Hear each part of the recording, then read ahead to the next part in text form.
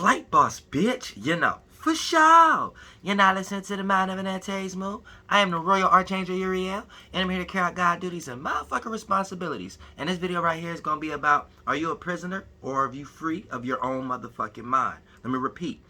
Are you a prisoner or are you free of your own motherfucking mind? Now, the only way you could be a prisoner of your mind is if you already wrapped up into a magic square. So for the most part, this is where your mind create limitations for your spirit to be able to go. And then once your mind create all these limitations, you're inside of an internal cage. And once you're inside of an internal jail cell, you might as well call that the internal representation of the external verbal usage of what we call hell.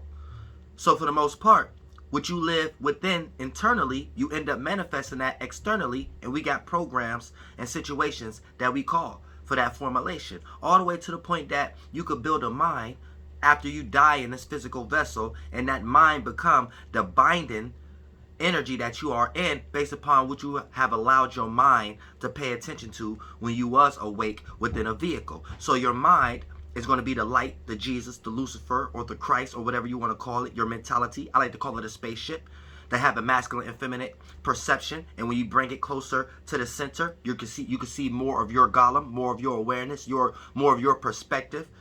But for the most part, you'll never get center, so it'll always be a form of Pandora's box, aka you're really trying to see yourself in something that you created, but you can't fully see yourself there because your spirit is no thing, no shape and form. So for the most part, your individual solo spirit, which is your soul, has a whole bunch of manifestations and halos and creations that it has to represent itself. So for the most part, when you're in this type of situation, right, you could have your mind created based upon the external world and a group of spirits that created minds that can do that for you. And then you have your own attribute that you can look at this. Now, for the most part, this is where it comes into the concept y'all always hear me say, there's only two minds here.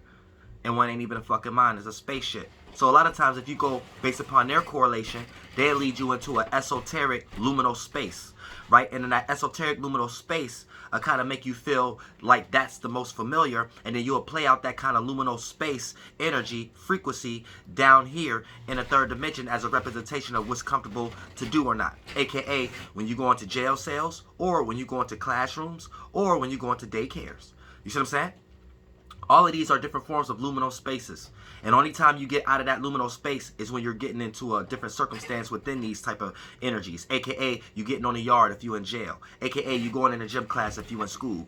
AKA, the daycare already have an open area where the teacher may read books and things of that nature. But I'm just showing you at an early primitive state how they have us in these concepts. Even getting into, you know what I'm saying, why the movie theater may be a little bit more popular than the outdoor theater, where everybody come into their car and shit like that, and then you can hook your thing up with the sit next to the voice thing, and you can watch the movie from an outside theater. You know what I'm saying? But when you go in, it's like a luminal space, so you get to see different things as far as like what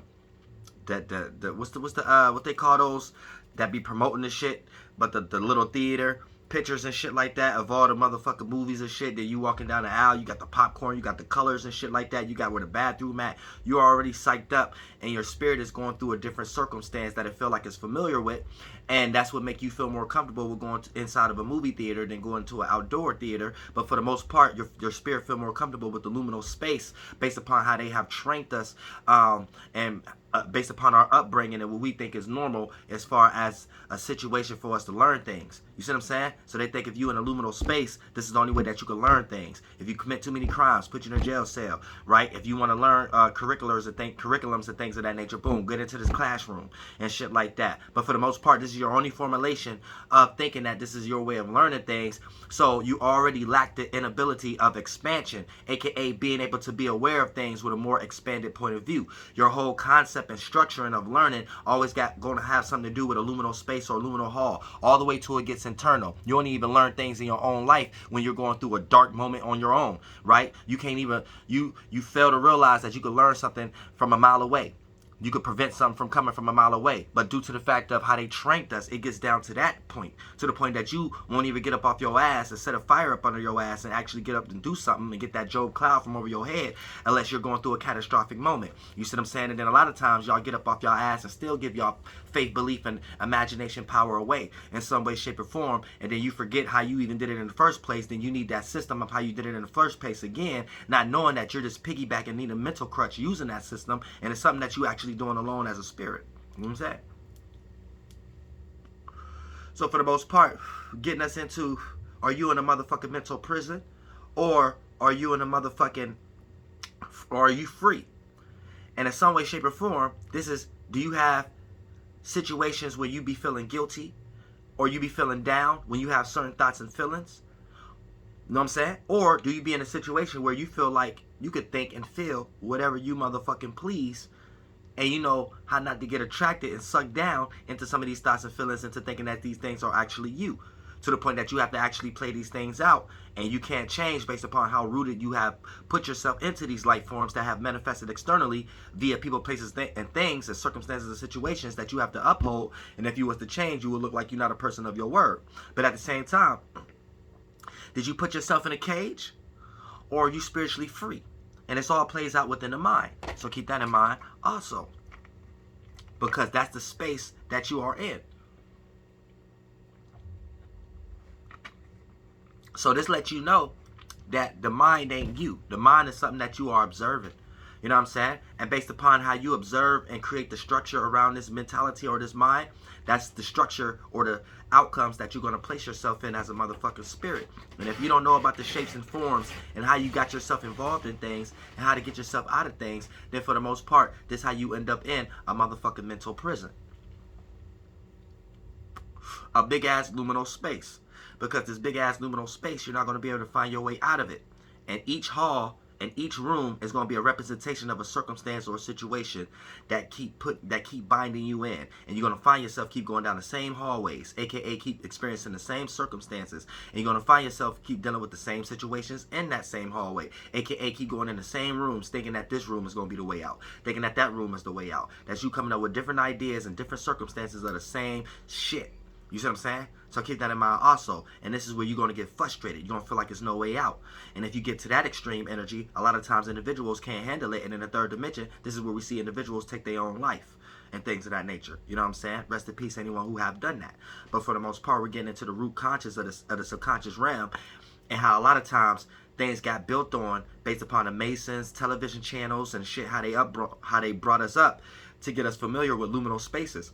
And with these luminal spaces, it trained our mind into thinking that this is the only way that we can actually learn or experience. So you end up only being able to learn certain things that your mind is on, as far as being single-minded. You know what's that phrase, being a jack of all trades but being a master of none, or something like that. So they make you focus on and pay attention on certain particular things, and a lot of these particular things have nothing to do with your creative talents, have nothing to do with your motherfucking gifts, have nothing to do with your spirituality, yet it have all to do with you getting sucked into their programs in some way, shape, or form, and utilizing all your faith, belief, and imagination that develop into thoughts and feelings, frequency, vibrations that develop into energy, aka the ability to pay attention, to charge whatever that they got going on up. You know what I'm saying? And then for the most part, you're no longer lit. You're dry.